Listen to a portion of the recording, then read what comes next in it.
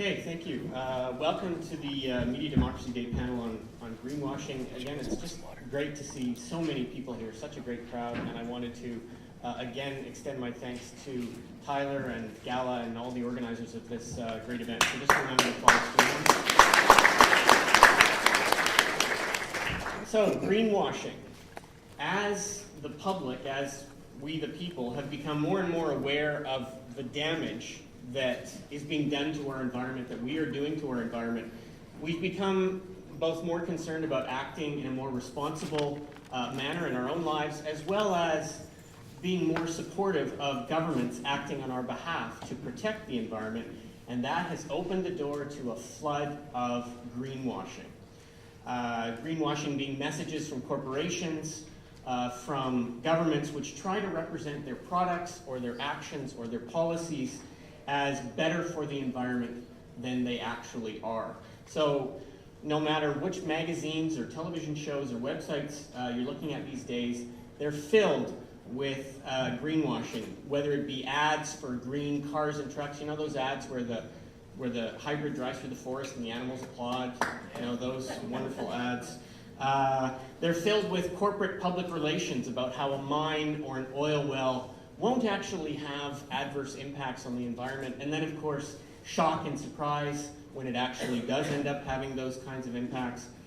Or what I think is among the most important of greenwashing, and that is government spin, which exaggerates the benefits of a specific law or policy while real problems are left largely untouched. So in BC, we've got a carbon tax, global warming, problem solved, but we're not talking about gateway or oil and gas subsidies, things like that. Now, all of our panelists today, I think it's fair to say, are pretty familiar with how and why greenwashing works.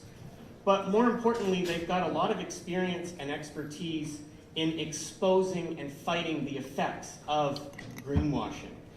Alternative media and environmental activism and the relationship that the two of those have, I think they're among the most effective tools that we have in defending ourselves against greenwashing. Greenwashing doesn't tend to work very well when the public is aware that it's going on.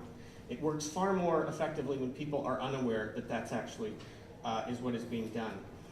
One of the best comments that I've heard recently about alternative media was on the Real News Network, where John Nichols, who is with The Nation, a magazine from the United States, said that in a world where the mainstream media has done such an abysmal job of covering economic crisis, environmental crisis, foreign wars, we need alternative media more than ever. In fact, the words that he used, and I thought it was a brilliant way of putting it, we can't afford not to have alternative media, given what these crises have already cost us and what they are going to cost us in the future.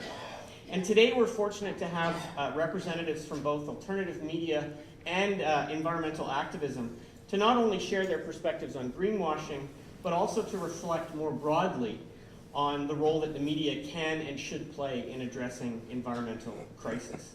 So first up today will be Ken Wu.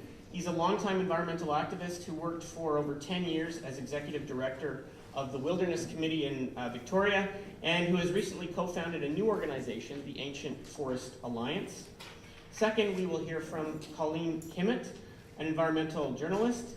Many of you, I'm sure, are familiar with the excellent work that she does in the Tyee, and if you're one of the few here who aren't, I would highly recommend that you check out her work there, and in particular a current series she's doing which looks at how to invigorate local food networks and economies in the Lower Mainland.